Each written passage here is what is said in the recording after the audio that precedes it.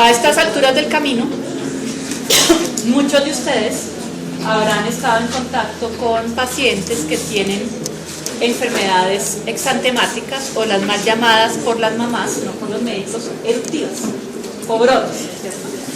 Siempre hemos hablado que la mayoría de las infecciones en los niños, sobre todo en sus primeros años, son virales. Muchos de los virus cursan dentro de su evolución con exantemas, brotes en la piel, ¿cierto? Sin embargo, hay unas que son más características que otras, que se han tipificado y que tienen aspectos diferenciales importantes con respecto a las otras, y en ellas nos detenemos un poquito más de tiempo, ¿cierto? Vamos a hablar de algunas de las enfermedades exantemáticas, la mayoría de las que van a ver ustedes en algún momento, porque hay otras que ya no tendrán la opción de ver porque ya se han erradicado o porque el cubrimiento a través de las vacunas pues hace que no las veamos con tanta frecuencia. Pero entonces vamos a hacer unos lineamientos muy puntuales, Paula y Johan. Sí, señor. Muy bien, así se responde. Señora. Muy bien. Daros unos lineamientos de las más importantes para que las puedan diferenciar en la práctica clínica. Entonces, ¿por qué es importante hablar de enfermedades exantemáticas? Pues parte ya les dije, son comunes en los niños, son frecuentes, un motivo de consulta bastante frecuente en nuestra práctica diaria. Tienen un amplio diagnóstico diferencial, por eso es que hay que aprender a reconocer las más importantes. Es un reto, incluso para los pediatras que llevamos algunos años en ejercicio, ver un exantema y poderlo clasificar adecuadamente es un reto, porque a veces los elementos diagnósticos no los tenemos en su totalidad. Y realmente el diagnóstico es clínico, ¿cierto? Por eso es que hay que aprender a diferenciar, porque se basa en la forma en que aparece el exantema, en la distribución, en el tamaño de las lesiones, en los síntomas y signos asociados, como presencia de fiebre, síntomas gripales, adenopatías, pérdida de apetito, etc. Entonces, pues hay que aprender a diferenciarlos. Bueno, antiguamente se tenía una clasificación y se les daba el nombre a estos exantemas de acuerdo al orden en que fueron apareciendo. Entonces, la primera de todas estas enfermedades exantemáticas que se describió plenamente fue el sarampión y se llamaba la primera enfermedad, pero fueron haciéndose descripciones de otras. La segunda es la escarlatina, que no es viral sino bacteriana, producida por estreptococo beta hemolítico del grupo A. La tercera es la rubeola, que sí tienen oportunidad probablemente de ver. La cuarta se llamaba, porque ya no existe, la enfermedad de Philadelphia, que era un exantema escarlatiniforme pero de origen viral, no bacteriano como la escarlatina. La quinta enfermedad, también llamada el eritema infeccioso, que es, no sé si alguien se acuerda quién la produce, porque ya la deben haber visto. Quinta enfermedad, Andrés.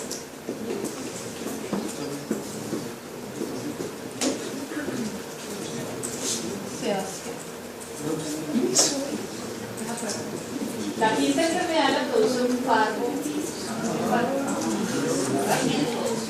el parvovirus D19. Y la sexta enfermedad, que creo que ya todos ustedes deben haber visto algún caso, se llama exantema súbito o roseola infantum o infantil. Y digo que la deben haber visto porque la roseola no tiene vacuna, ¿sí? Por eso es que es muy frecuente que la veamos todavía. Pero esta era la clasificación anterior, ya excepto en el caso de la quinta enfermedad, nunca hablamos de primero, segunda, tercera, etcétera, sino le damos el nombre real que tiene cada una de ellas. Entonces, ¿qué debemos tener en cuenta? Como siempre, les enfatizo historia clínica, que es lo único que nos sirve para hacer diagnóstico, tener en cuenta la edad del paciente, si ha tenido exantemas previos, porque la mayoría de ellos dejan inmunidad, o como dirían las mamás,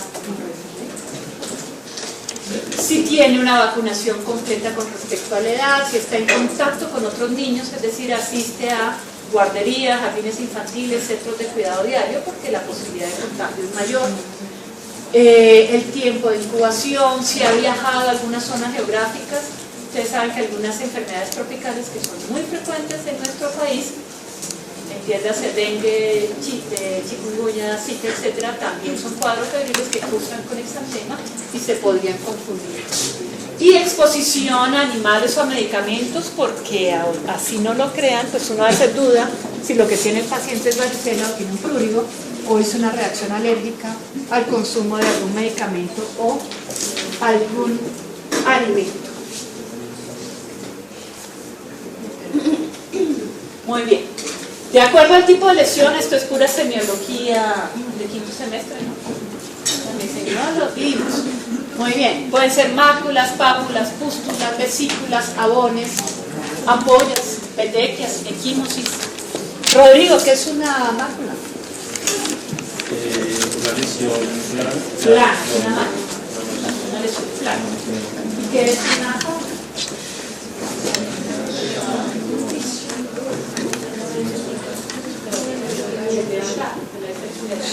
Levantada, también es eritematosa, pero es levantada. El eritema, pues, es una extensión mucho mayor del enrojecimiento de la piel. Los abones son lesiones levantadas, ¿cierto? Con forma irregular, que sabemos como geográficas, que es lo que vemos típicamente en las reacciones alérgicas. Las vesículas, Nicolás, líquido, claro, son transparentes, a la música, con las líneas levantadas, purule. Muy bien. Las petequias son lesiones hemorragíparas pequeñas, menores de 3 milímetros de diámetro, y las equimosis son mayores de 3 milímetros. Muy bien. ¿Cómo se distribuyen las lesiones? Entonces hay que mirar si son generalizadas, o son localizadas, simétricas o no. ¿Cómo es el inicio y la progresión de las mismas? Si empieza por la cabeza hacia los pies o al revés, o en el tronco, extremidades, etc. Muy pocas de estas enfermedades exantemáticas comprometen palmas y plantas, entonces es muy importante averiguar si hay compromiso de estas zonas. Particularmente la varicela puede tenerlo, pero la mayoría de las otras exantemáticas respetan las palmas y las plantas, ¿no? ¿Qué otros signos y síntomas acompañan a estas lesiones exantemáticas? Entonces averiguar si hay algún tipo de sintomatología prodrómica, es decir, antes de la aparición del exantema, como puede ser eritema conjuntival, fotofobia, lagrimeo, fiebre, dolor muscular, pérdida del apetito, aparición de adenopatías, etc. Muchas veces se asocian también a síntomas respiratorios, digestivos, compromiso de otros órganos internos, como podría ser hepatomegalia, esplenomegalia, artritis, etc. Para efectos prácticos, las clasificamos dependiendo del tipo de lesiones predominantes. Entonces tenemos un grupo grande que son las máculo-papulosas, es decir, tienen manchas más lesiones levantadas. Las pápulo-vesiculares, que tienen lesiones levantadas, eritematosas y otras con contenido líquido. Y hay otro grupo que son las hemorrágicas, que se caracterizan por la presencia de petequias, equimosis, hematomas, etc. Dentro de las máculo-papulosas hay algunas que son de origen infeccioso y otras que no lo son, ¿cierto? Entonces hablábamos que puede ser una alergia a medicamentos o alergia desde el punto de vista alimentario, pero también infecciones por algunos gérmenes específicos, ya sean virus, parásitos o bacterias. Las más frecuentes: dengue, citomegalovirus, toxo, rubiola, rociola, escarlatina, la enfermedad de Kawasaki, la mononucleosis y el eritema tox. Las pápulo-vesiculares, la más típica que vamos a ver es la varicela, que ya muchos deben haber visto, ¿cierto? Pero pues también pueden ver molusco contagioso, viruela ya no vamos a ver, eso es de las que está erradicada, impétigo, sarampión atípico que puede cruzar con vesículas, el herpes en todas sus manifestaciones, y una manifestación de la infección por el virus Coxsackie, que es muy frecuente en los niños y que es vesicular, no sé si alguien recuerda cuál es, que tiene una localización muy específica en 3 zonas del cuerpo. El pie, mano, boca, ¿quién dijo? Y como su nombre lo dice, da en la boca, o sea, en cavidad oral, en las palmas de las manos y las plantas de los pies. La enfermedad pie-mano-boca o boca-mano-pie o en el orden que las quieran mencionar. Es una infección por el Coxsackie virus absolutamente benigna, pero pues que con frecuencia la podemos ver. Y esto es lo que les decía, hemorrágicas o purpúricas, que podemos encontrar como más frecuente la púrpura de Notion Lane. ¿Alguien ha visto púrpura anafilactoide o de Notion? ¿No? ¿Ustedes? ¿Y se acuerdan cuáles son los componentes de la púrpura de Notion?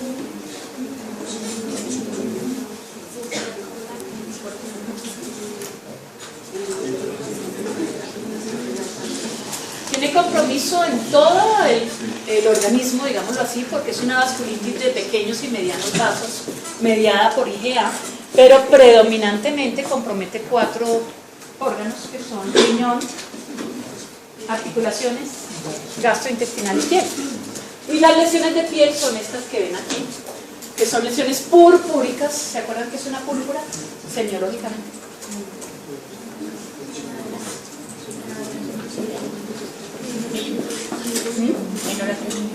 No, es una pequeña. Son mayores a 3 milímetros, pero ¿y qué otro componente tiene? Son levantadas con respecto a la superficie de la piel. Las lesiones hemorrágicas levantadas mayores de 3 milímetros, usualmente menores de 1 centímetro, y en el caso de la púrpura de Notion Lane, predominantemente se encuentran en miembros inferiores. Por eso se llaman lesiones en pantalón, que son de la cintura hacia abajo, y casi siempre en la parte posterior de las extremidades inferiores. Pero aparte de esto, pues tienen componente articular, renal, digestivo, etc. Veremos más adelante. También dentro de estas exantemáticas desde el punto de vista hemorrágico o purpúrico están las lesiones de la meningococcemia, que ya les hablaron en el caso anterior. Dengue, trombocitopenia, etc. Muy bien, entonces vamos a plantear unos casos clínicos para que ustedes desarrollen. Y este va para César, que está hoy muy concentrado ahí detrás de su computador. Chechi, por si no es Paternina. Bueno, Paternina también puede colaborar. Paciente de 2 años con cuadro de 4 días de evolución de tos, muy frecuente, rinorrea, inyección conjuntival. La madre le ha cuantificado la temperatura, es de 38 grados, la tos aumenta progresivamente y comienzan a aparecer lesiones a nivel de piel en región retroauricular que no son pruriginosas. Pero el paciente cada vez está más comprometido, decaído, no quiere comer, perdió el apetito. Ustedes lo ven y está en regulares condiciones generales, febril, taquicárdico, y tiene un exantema maculopapular a nivel de cabeza, cuello y tronco, y empieza a tener una descamación muy fina, como hay en esa foto. ¿Qué se les ocurre? Los Césares. Entonces yo les decía que hay muchos virus que no son las exantemáticas tradicionales que pueden cruzar con exantemas. Estamos en epidemia respiratoria, en infección por adenovirus y con frecuencia lo van a ver.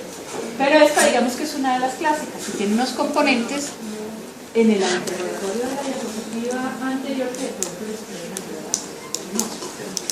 Tiene mucho compromiso de su estado general, no come, está cada vez más decaído y tiene conjuntivitis pero sin infección.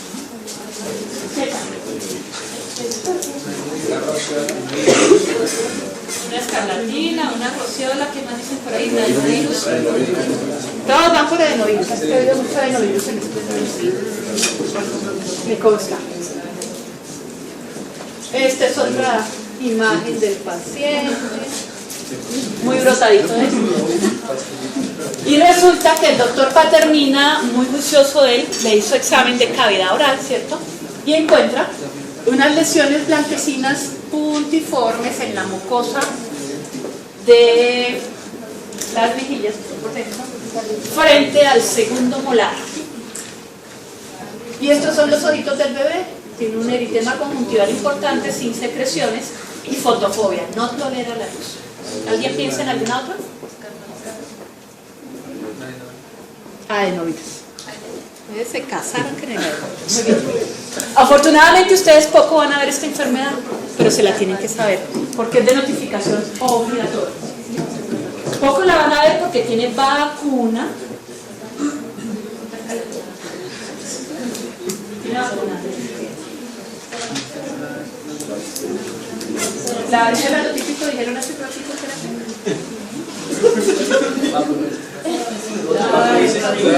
que era vesiculosa. Muy bien, esto se llama, ya les voy a decir porque no vieron. Nadie lo sospechó ni remotamente.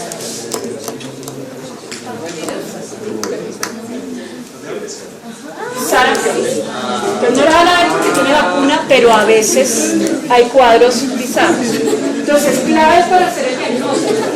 Uno, el compromiso tan importante del estado general. Conjuntivitis, previo a la aparición del exantema, ¿cierto? Es típico. La fotofobia, que es severa, también es típico del sarampión. Y la temperatura suele ser muy baja al comienzo, pero va subiendo en forma escalonada a lo largo de los días, ¿no? Y el paciente está muy comprometido. Lo más importante es que el niño no come, está decaído, ¿sí? Entonces son como claves para el diagnóstico. Entonces rápidamente es un paramyxovirus de la familia Morbillidae, es un virus RNA. El hombre es el único reservorio, se transmite o por contacto directo o por tracto respiratorio, cuando el niño tose, escupe, estornuda, etc. En los países que tienen estaciones, pues tiene un franco patrón estacional. Su incubación dura de 8 a 12 días y contagia desde antes de aparecer el exantema hasta 4 días después de la aparición del mismo. Muy bien. Los prodromos son lo que tuvo este niño: fiebre, tos, conjuntivitis, la inyección conjuntival, y la clave diagnóstica son las manchas de Koplik, que son esos punticos blancos que les mostré en la mucosa yugal frente al segundo molar, generalmente los inferiores, que es como si cogieran un tapete rojo o una servilleta roja y un salero, lo ríen encima de la servilleta. Entonces es el aspecto que ven, un fondo rojo con unos punticos blancos por encima. La mayoría de estas enfermedades exantemáticas tienen un componente a nivel de mucosas que se llama enantema, porque es adentro, ¿no? Exantema es por fuera, enantema es adentro. El enantema del sarampión son las manchas de Koplik, que es patognomónico del sarampión. Bueno, acá se ven con mayor claridad los puntitos blancos en la mucosa muy roja, el exantema micropapular, confluente en todo el cuerpo. ¿Sí? Hay fiebre en el pico máximo del exantema, ¿cierto? El paciente, lo típico es eso, está muy malito, muy comprometido, muy decaído, no quiere comer, se deshidrata y por eso hay que hospitalizar. Aquí hay otras fotos, confluyen las lesioncitas, se van pegando unas con otras hasta que se ve como un manchón inicialmente eritematoso, pero va cambiando de color. Estas lesiones a los pocos días se vuelven parduzcas, cafés y finalmente descaman. Entonces, estas enfermedades exantemáticas tienen varias fases. La primera fase se llama de incubación, que es mientras está incubando, pero no hay ninguna manifestación clínica.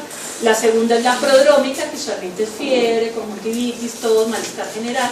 La tercera es la exantemática, que es cuando hay el brote como tal.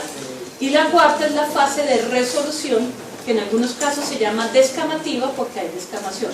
En el caso del sarampión o de la varicela, hay descamación al final, pero eso son, la última fase es la descamativa. Bueno, generalmente las lesiones empiezan en zona retroauricular y aquí atrás en el borde de implantación del cabello, pero se distribuyen en todo el organismo.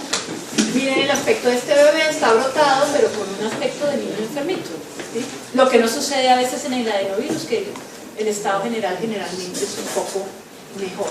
Signos clásicos ya los vimos, esto se los voy a pasar rápido. Y les muestro aquí un resumen de todas las complicaciones, porque realmente el sarampión es de las enfermedades exantemáticas más severas y que deja mayor complicación. Entonces puede haber síntomas respiratorios, laringitis, otitis media, neumonía, miocarditis, pericarditis, hepatitis y compromiso neurológico, que puede ser una encefalitis aguda o lo que se llama el PESA que es la panencefalitis esclerosante subaguda, que es una complicación tardía del sarampión e incluso de la vacuna de sarampión cuando se aplicaba el dispositivo y no el atenuado que estamos actualmente. Afortunadamente hay vacunación, la vacuna se pone a qué edad? Al año de edad. ¿Y cuándo se pone el refuerzo? A los 5 años.